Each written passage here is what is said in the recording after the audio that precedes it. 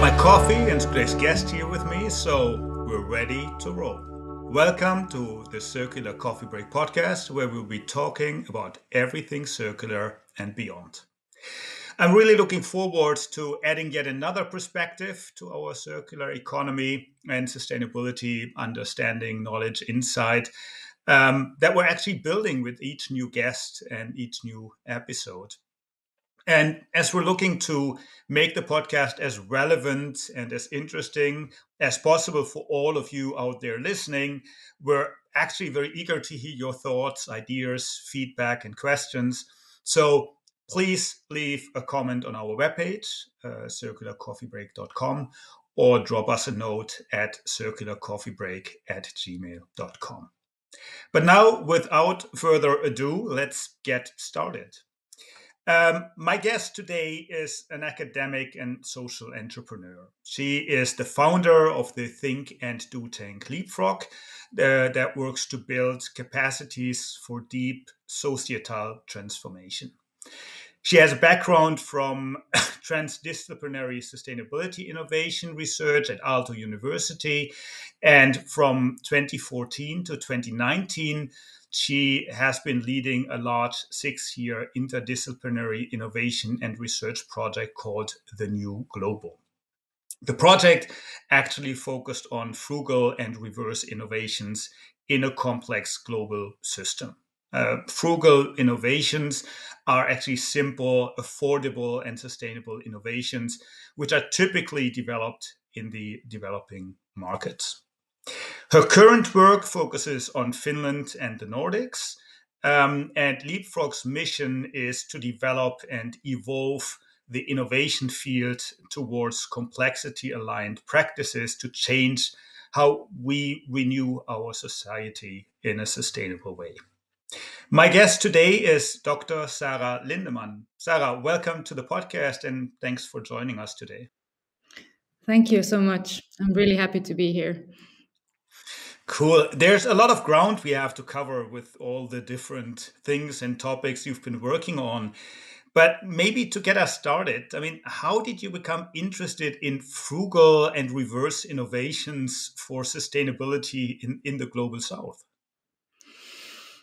A good question. I guess I had a curiosity of sort of understanding other realities than my own that got me interested in this, and particularly sort of intellectually, what I found interesting is that in these emerging markets, things are not so settled. So there is a window of opportunity of rethinking how we build institutions, how the economy is organized, and that I found that really intriguing. What could be alternative ways of doing societal organizing in a more sustainable way? Sort of alternative economic ideas could perhaps find an application. And that's also, so that those kinds of ideas really intrigued me at that point in time. Really, really interesting. And I think, to be honest, a lot of the things we've unlearned in our part of the world are still very, very dominant in the global south and in the emerging markets when it comes to reusing materials, when it comes to frugal innovation. Actually, I think there's a lot we can actually learn in that context and somewhat bring back to our parts of the world things we've unlearned over the years. Yes, and I liked that work. I really like to frame it as sort of in working in resource constrained settings, and increasingly as we move forward, that will probably be a reality that is more common everywhere, and we see that already in many parts of Europe, US, others sort of where we've been accustomed to a sort of material overflow, but. So I think it's really essential to be able to sort of think about innovation in resource constrained settings, and the resources can be material or educational or psychological or so forth. So I think that is a reality we need to sort of be ready to face and be able to act in those kinds of contexts. So I somehow think that it will be relevant increasingly so in the future. Yeah, absolutely. I fully agree. I think specifically when it comes to resource efficiency, reuse of resources, and all of that, I think it will become, and it is becoming more and more important across different aspects of society. I mean, if you look at a lot of the regulation that we're seeing on the EU level with the right to repair and all of these topics, it's going directly into that direction. Now, from the new global project, you've been looking into some of these topics. What are some of the key insights and lessons learned in that context that you could maybe share? Yeah, I think already from the outset of the new global, I was really inspired by systems sort of thinking or holistic, multi-dimensional, multi levels of organizing and so forth. That was there from the beginning, but that really became more concrete through those 6 years to really understand that we have to look at everything from really grassroots community level to meso level of organizations, of local authorities to national authorities to international authorities, and see how the whole dynamic works. And if we want to see a change in how some aspect of society is organized and see a shift towards more sustainable or more circular or more just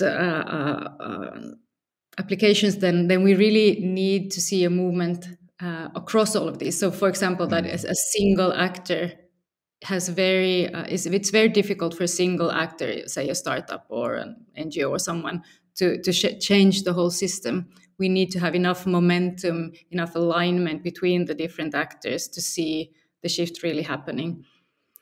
So that was a key takeaway that also led to sort of an understanding of how do we do sort of systems innovation in practice Mm. and how could we think about it and so forth. It's very interesting because I think at the end of the day, with a lot of what's currently happening and what we're looking at, we're looking at systemic change. And systemic change, as you said, is never easy. First of all, I think because of the fact of the change itself. So humans are not necessarily always that good in fast adoption and fast change.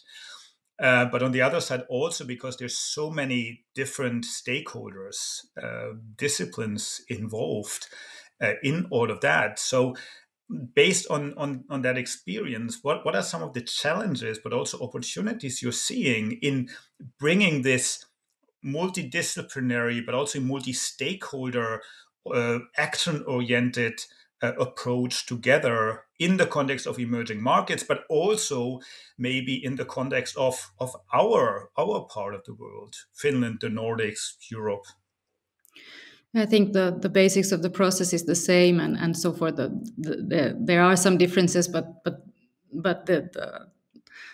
the sort of challenges are also very similar. And I think my experience is that we started to initiate these kinds of systems innovation processes with Leapfrog. So sort of when I was transitioning from New Global towards, continuing this in sort of in the real, in a practitioner sort of think tank mode, then what really was a main challenge was that the financing structures don't they're not designed to support systems innovation. So repeatedly we would get to a certain point in the process, and then it just got difficult because there is no way to continue. And even if the people we are involved with are interested and want to do it, they just don't have the instruments. The instruments don't bend and flex so that you would be able to do it. And we have very concrete cases where we realized this.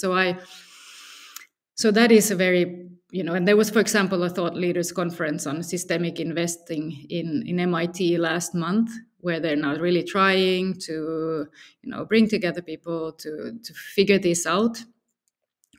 And there are some initiatives, for example, with Sida is doing a pilot on financing systems innovation at the moment. So I had the realization that, okay, it's not there yet. We just can't do this. We only get to sort of we have, a plan of 4 phases. We only, if get maybe to the second phase halfway, and then it's not possible anymore.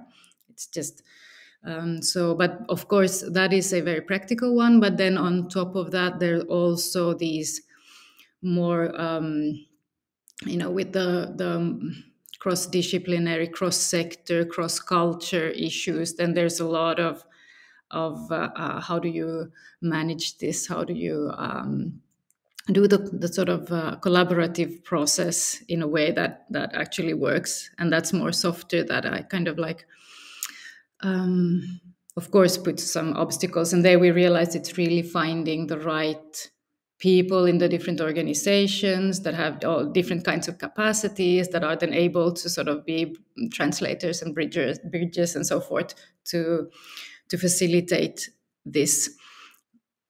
So that's kind of more of a cultural and operational aspect, but that of course comes. But now it's difficult because it's kind of hard to do the whole process. But it's coming with a lot of portfolio financing in a lot of interesting pilots happening and so forth. But yeah, and so that was actually like realizing this was one of the reasons also that I kind of a little bit shifted focus.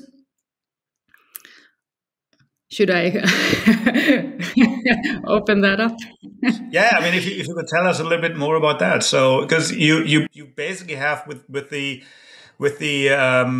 new global project, you've been focusing a lot on the global south, on emerging markets. As I understand, now you're focusing more on the Nordics, on Finland, and basically looking at the role of innovation in driving systemic change. I think that is more or less the threat that's going across that. But if you can tell us a little bit more about that shift, why did you make that shift? Why do you, and what are the topics you're now focusing on specifically to drive this change at the end of the day? Mm.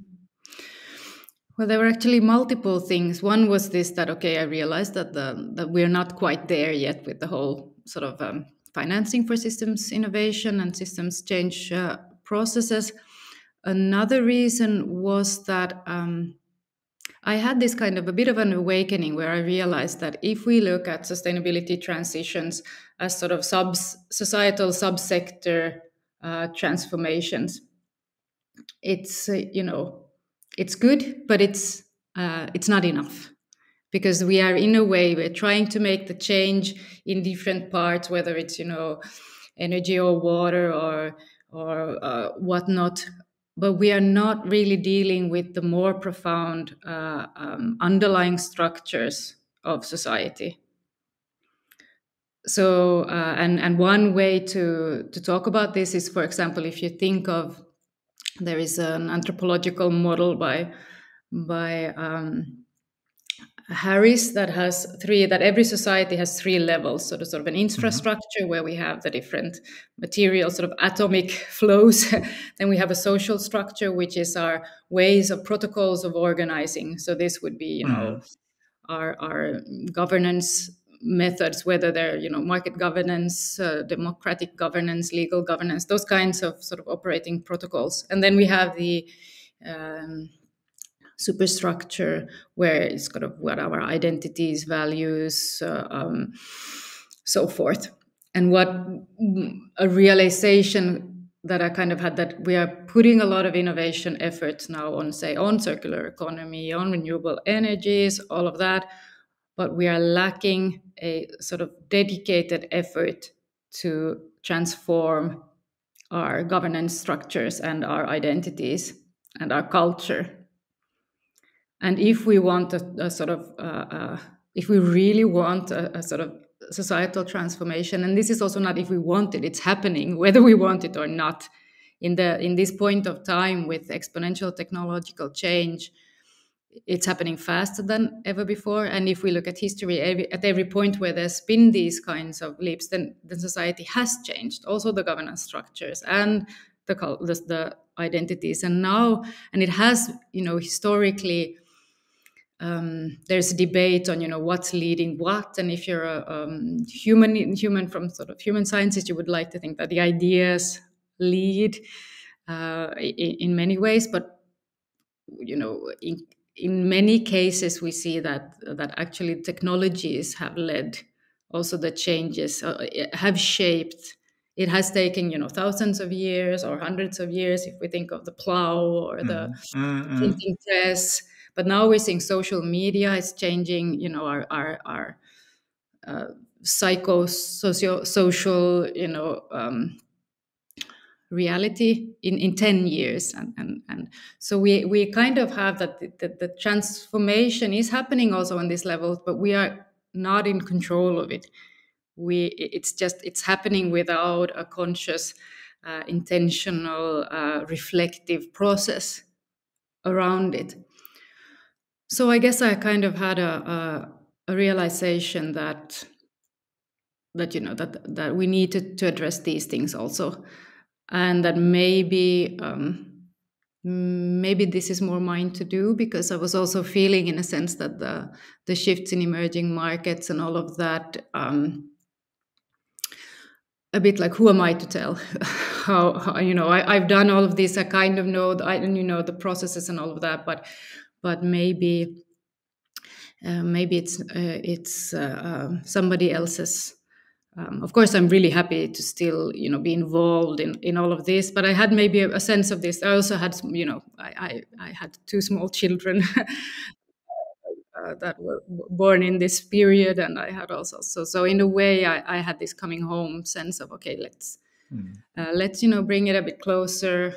Let's see what can I do here in sort of our society, my from this home base, and so it was quite a big shift for me personally, but it's been really inspirational, because I think this is quite difficult to do, because the forces that keep us in the legacy system are strong, and they are amplified by exponential technologies. Mm, So it's absolutely. it's kind of, but the sort of Finland and the Nordics, if this is to happen anywhere, this could be a good spot for it to happen. There are many factors that could support that. Yeah, absolutely. Absolutely. No, I think what you're outlining is hitting home on a couple of areas. I think what you mentioned is the change is exponential. It's very fast. I think that is one of the things that we're currently seeing. Normally, these social changes have taken a long time and have been building up over time. What we're now seeing in the technology sphere, in the climate crisis, and in very many other areas, we're basically seeing an acceleration of this change and of this change need.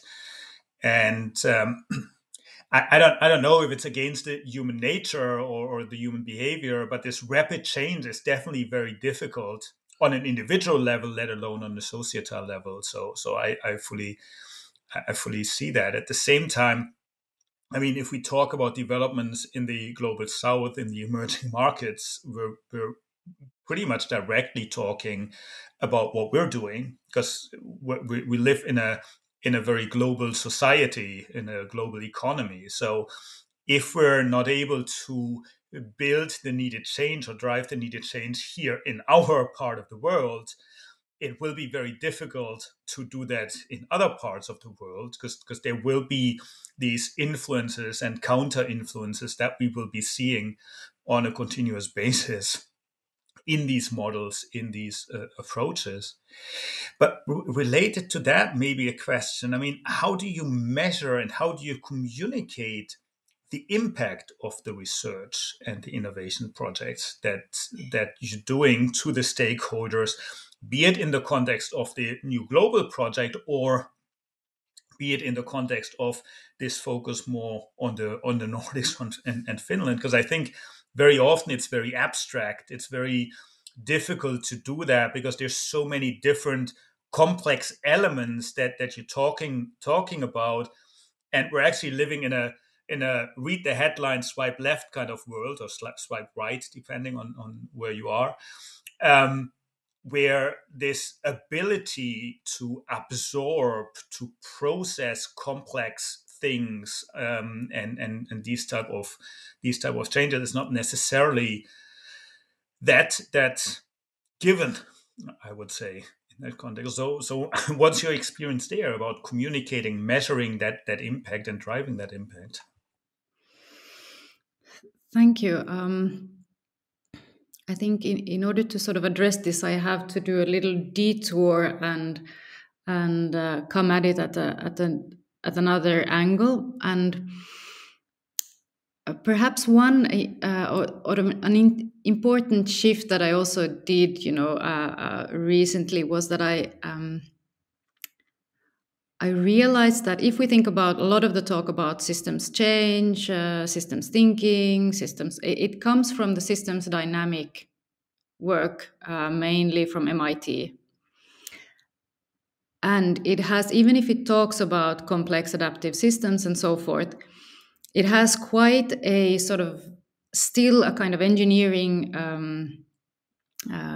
ethos, and we are trying to model the system. And when modeling the systems, we want to, whether it's like, we want to list all the stakeholders, all of that, there is a sense of we want to control this, or we think we can perhaps control it. And I'm not saying it, it can work in sort of subsocietal subsystems if we have a very clear value chain and so forth. It's not that it doesn't have value, but it is profoundly different. And this is what I've realized recently, to deep complexity theory. And I'm now more inspired by this complexity theory that is more from natural sciences. And it's quite a big shift. And I think it's a shift that is important to sort of flag, Mm. and become aware of, because because it's an alternative, it's a different ontology. It goes quite deep on how we perceive reality. For example, very interesting lines of thoughts about new materialism, so that we don't take a sort of Anthropocene perspective, where we think that we as humans we can sort of control it, but reflections on, for example, how the material world actually has agency in itself, and is actively co-shaping reality. That it's not just sort of us shaping now the globe; it's also, the molecules and the stones and the biomaterial, the viruses. They are actively shaping part in this process. So it's quite a different, and there we could see, different kinds of processes where we are kind of just, put online with all the other biomaterials, and see how are things, attracting, becoming solid, becoming fluid, coming all kinds of very interesting concepts that I think actually might help us just to address these complex issues. And this is what I mean when we take this sort of ontology as a starting point, and then we think about, okay, so how do we renew society, how do we innovate, then we are actually might do really different things. And this is what we're working on with Leapfrog now. How can we start to do sort of complexity aligned innovation work that would actually complement current sustainability innovation work, focusing on the governance systems, the culture. Mm. And now after this detour, now I'm coming to the measurement. And because when we go into this ontology, it's really it's kind of, then it's not the terminology of impact anymore. It's more a terminology. It's more like a terminology of landscapes and attractors and move. So it's a kind of like a different. It's a different realm, and there we need to develop ways in which, but it's also this that we cannot control, but we can influence, and we can sort of be. So just to give maybe a concrete example, should I to try to sort of Mhm. Yeah, sure, what are please. we? Um, so, for example, we are interested now in the idea of, yeah, maybe so also this now just in this sort of complexity aligned thinking about innovations, then it's kind of, we don't want to influence directly things directly. We want to sort of work with it indirectly, so changing roles, relationships, how are people communicating, how are we making sense of the world. So it's more this kind of like, how can we change our sense making and our decision making, for example, on what to innovate on. Hmm. So then there could be using new technologies to, for example, collect narratives, so life experiences of people. So we're piloting for now this sense maker from Cunefin company. So this is a method of distributed ethnography. So say we're doing a test, a pilot now on the food sector. So how Hmm. are sort of food sector actors experiencing um, what kind of like different attractors are there in the food Hmm. sector? What kind of theories of change? What kind of beliefs underline them? Or what kind of stories? So to get a landscape of a certain. So this is not like this is different from mapping the stakeholders. Because the problem when we map the stakeholder is that, okay, so are the water sector, should they be included? Should they not be included? And in the water sector. Now we're sort of mapping instead the narrative landscape, the culture kind of instead, the experience, the culture, and then we can get these kind of landscapes uh, of how the food sector change agents are perceiving reality. And then we can start to work instead with what are the kind of like, how far away are different, because we are experiencing a lot of polarization in all of these transitions, and that is a problem because we don't have then a shared future. We have multiple increasingly isolated futures that we are striving towards, and that is a problem because we do need some kind of coherence and collaboration. So sort of working with these kinds of things instead, and there are these technologies there, and there's this analysis there that we can use, which could create kind of an alternative, a complementary way of Hmm. approaching innovations, approaching kind of systems change. Yeah, sorry, long monologue, but yeah, No, no, you have to absolutely, interrupt me. absolutely, absolutely interesting because I'm with you. I think we have the tendency of basically narrowing down the different parameters that influence innovation, that influence systemic change, to just a handful in order for us to manage and comprehend the different elements. But at the end of the day, the world is very complex, and there's relations between things. I mean, thinking about the butterfly effect kind of model, there's very often connections that we don't see right away, and specifically with topics like systemic change, you have a very multifaceted, multidimensional change landscape at the end of the day that is very difficult to narrow down to a very simple model. So you need to find ways to actually be able to create that, as you said, landscape, which I think is a very good term here.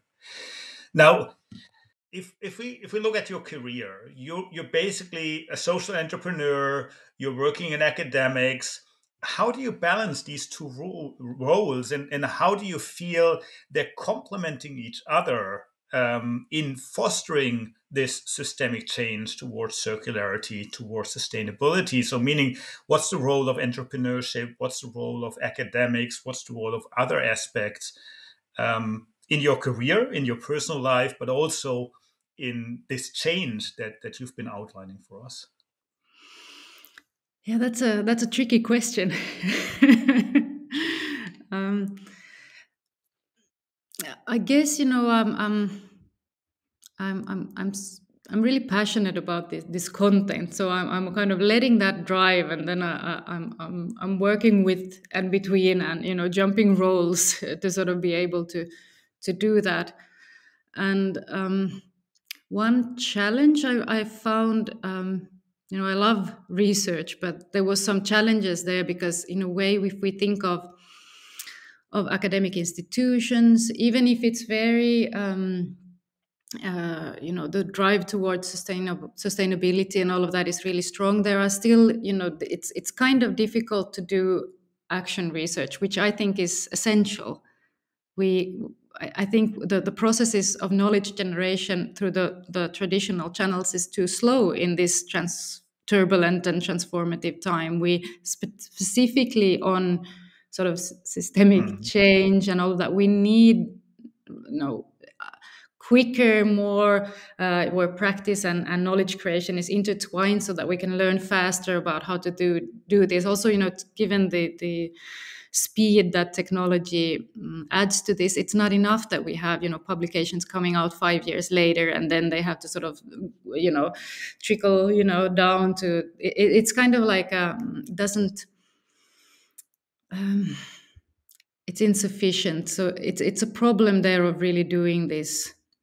And also, of course, in the academia, it's really tightly pressed. It's a very competitive environment to publish narrowly on certain topics, when the challenges we have are quite broad. So also that is also a challenge. And then so having said that, I still think the role of academia is really important.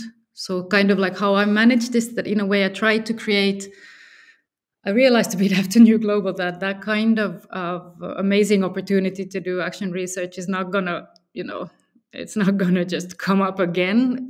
Also, there was, government shift in Finland and all of that. So I've kind of now tried to create a platform for action research through the Leapfrog think tank. And I think that, as part of this change in how we renew society, or more these complexity aligned innovation processes, a dimension to that is also how we create knowledge. And I think the knowledge creation could be more distributed also, that it doesn't maybe necessarily have to be sort of in these universities, and you have that it could be different. This is still more on a vision level, but I kind of, yeah, but then so that's kind of how, and more in practice, I noticed that because I want to do this kind of like one foot in practice, one foot in academia, one sort of, I don't know, I really don't, I'm not sure if I should recommend this career path to anyone, but I kind of manage it by doing, first one, then the other, then, shifting, so that I, get some momentum on one side, and then I try to focus on so first working in sort of building up the pilots and so forth, and then doing writing, and then doing some, so shifting it is one thing. And yes, and then I kind of like I start, when we started Leapfrog, it was first a company, and I was inspired by sort of social entrepreneurship.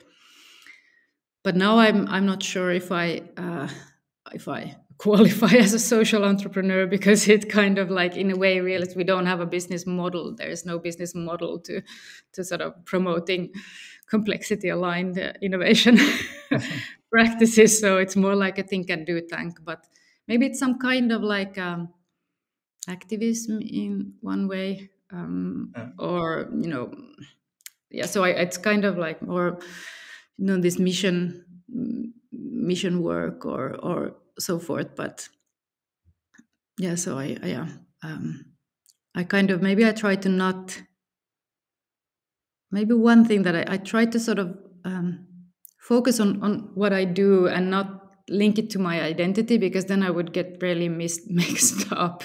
If I try to like my identity is a researcher, or my identity is this and that, Makes then I would. sense. But if I just do what makes sense, and then I don't try to link it to my sort of perception of myself, then that helps. Then feels less more clear. I don't know if this made any Yeah, sense, no, but I think it makes perfect sense. I think it's basically looking at one challenge, problem, topic, whatever you want to call it, and look at it through different lenses.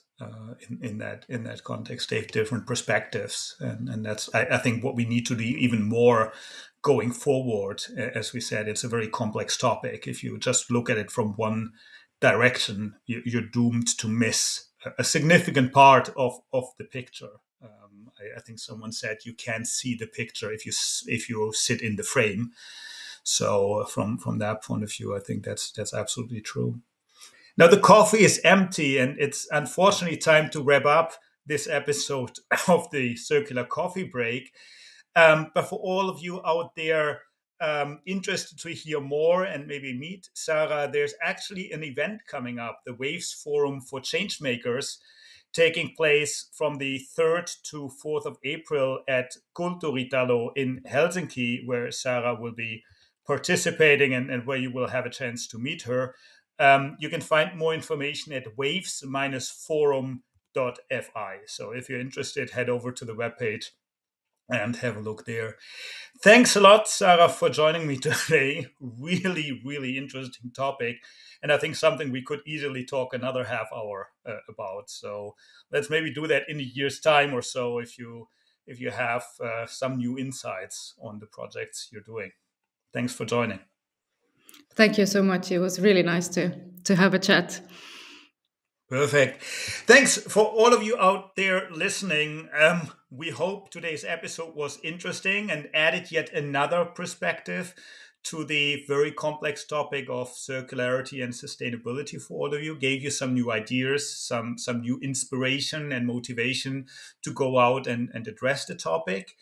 If you like the podcast, you can actually help us grow the Circular Coffee Break community by giving us a 5-star rating and a positive review on Apple Podcast or Spotify. So please head over there. We really appreciate your support in spreading the word and getting more people into our little community to forward circularity and sustainability.